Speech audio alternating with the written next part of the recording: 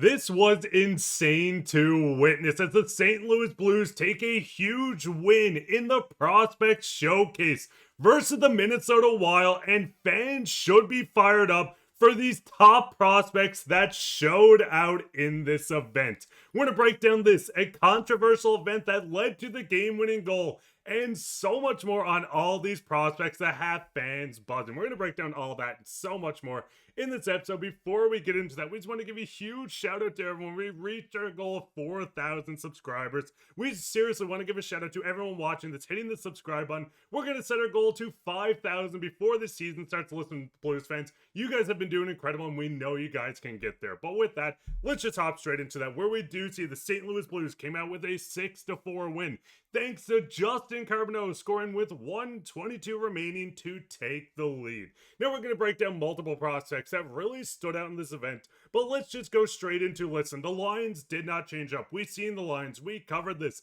The top line of the top prospects coming in, including the power plays, which look outstanding. Once again, Jiricek on the second unit was a little surprising, but getting Lindstein with some offensive talent is quite cool. But the big thing, Darius, listen, let's just lean straight into Justin Carbonneau. He scored the game-winning goal. There was a bit of controversy. But overall, what is your thoughts on Carbonneau before we get into the controversial situation that led to the goal?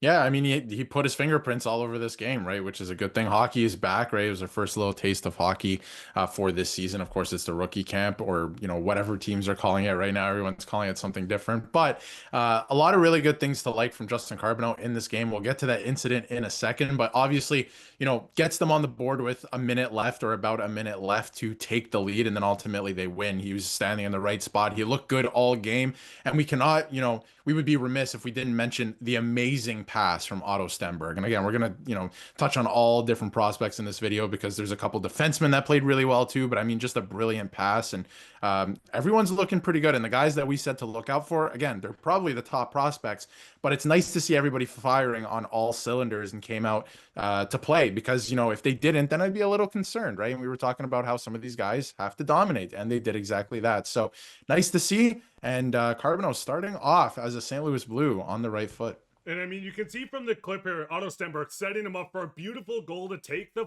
5-4 lead. But the big thing with this, it was a kind of a controversy situation. Early in the game, we did see Carbonneau do a bit of a takedown in it, which led to a bit of retaliation from the Minnesota Wild, where we could see he took a hit from behind for a delayed penalty, got up, scored the game winner, and pointed right after him with scoring. And Darius, listen, this is not a great situation. You don't want someone to take someone down onto their back, but overall, Carbonneau is showing that he's not afraid of anyone going out to score the goal and pointing straight at the guy after scoring. What is your thoughts on that?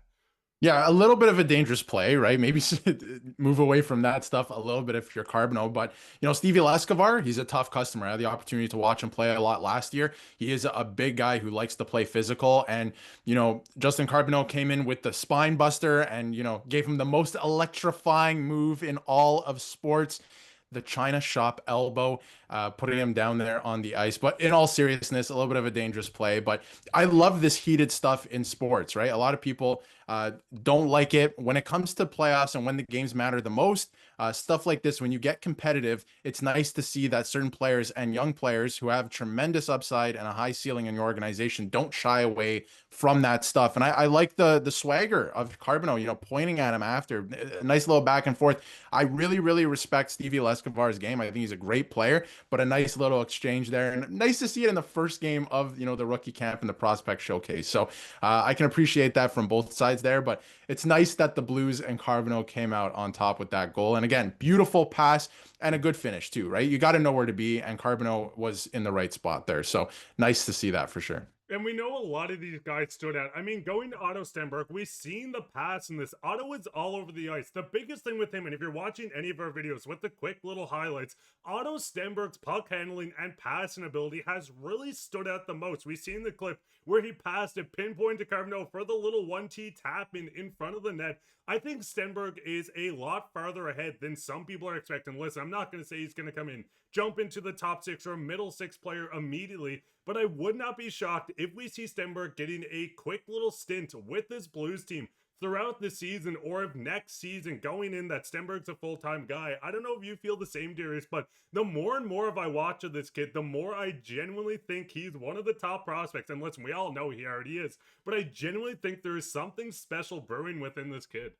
Definitely. And like, yes, he is one of the top prospects, but you never really know how close they are. And the gap, I think, especially for goaltenders, what we're finding out now is getting bigger between the AHL, jumping to the AHL and then the AHL to the NHL, right? So it's getting harder and harder for guys. You got to be a generational talent basically to make the NHL right away at this point, right? So Stenberg, to me, coming in, like, he has an opportunity here to turn some heads even more, I think, in this, main camp that's coming up here. And is he going to make the team right out of camp? Like you said, I'm not so sure about that, right? But injuries happen and anything happens, especially over the course of a season. And make no mistake about it, the center depth on this team, on the Blues main team, is great, but it's also kind of old, right? So there could be some injuries, there could be some rest involved there. Maybe he gets a shot to be called up and he looks pretty good, because he looks good right now, but again, it's not against the best competition. I am curious to see how he looks in that situation, but I think it's a real possibility. There's a lot of players around the league that I think could surprise in training camps this year, especially up the middle, and I think Stenberg is one of those guys. So keep an eye on him as we move into main camp. We still have some unfinished business with some of the prospect stuff, of course, but look for him to make an impact and be right there on the cusp. There's another guy too, Dvorsky, right? But I think he's right there as well. And I think Dvorsky is the guy that's going to make a big push. We know Carbonneau and Dvorsky are probably the top chances at the forward position within the system to actually break in. Dvorsky did score a goal, assisted by Carbonneau to open up the scoring as well. This was an electric top line. Just seeing them skate around, they were proving a lot within this group. Dvorsky getting on the board, Carbonneau getting the game-winning goal, Stenberg setting up the game-winning goal. I genuinely do think, looking at the future of this Blues team down the middle especially, you have Dvorsky and Otto that are going to take over perfectly. Listen, Steen, Suter, Bukestad are not getting younger. We know the contracts are a bit of a shorter term on two out of the three, and I mean even Shen has 2 years left. But I do genuinely think three of these guys, once they're getting out of the prime of their career, getting into the latter half, Dvorsky and Stenberg are going to transition perfectly into the position to join this Blues team. And I mean, Darius, listen, Dvorsky, we talk about him constantly, but looking at how he showcased his game, scoring a goal, his skating does need to improve a tiny bit from what he's doing, but he's still a great skater. Do you think there's a chance we see a little bit of a sample size with him at some point? It could be start of the year, middle of the year with injuries, or at the end of the year once the Blues secure a playoff spot? Yeah, like I just mentioned with Stenberg, there's an opportunity for him, and we could see him over the course of a season. But if you're looking on like a depth chart, Dvorsky's probably higher on that depth chart, and he's been in the North American system longer, and obviously playing with the Blues farm team, right? So in Springfield, so it makes more sense to me that he would be next on the list. But you never know what can happen, right? A lot of guys can. I always find this time of year really interesting because a lot of guys lap prospects that you've been hearing about for so long, right? So we'll see what happens as we creep closer again to main camp and what some of these guys do in main camp. But like you mentioned, still has to work on skating a little bit, but everything else is there. You can put the puck in the back of the net. That first line, they loaded up. We talked about it, right? Like, I'm glad they did that.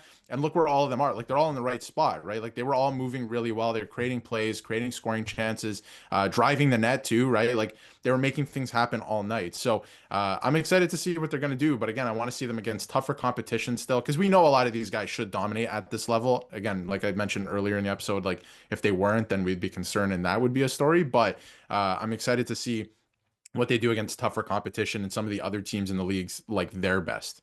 And I mean, the big thing is too, this top line was dominant. We were talking on the defense. We did see a goal coming from Adam Jiricek as well. He's coming back off a injury-riddled season, trying to bounce back, having a good run with the OHL when playing. So it's going to get interesting how they kind of look at this defense appearance. I know Kessel is a guy, not Phil Kessel, of course. Matthew Kessel coming in as the extra defenseman. I think a lot of these guys, Lindstein all the way to Jiricek, are making a push to look at management saying, hey, we are guys that can come in as a 7th or 8th defenseman.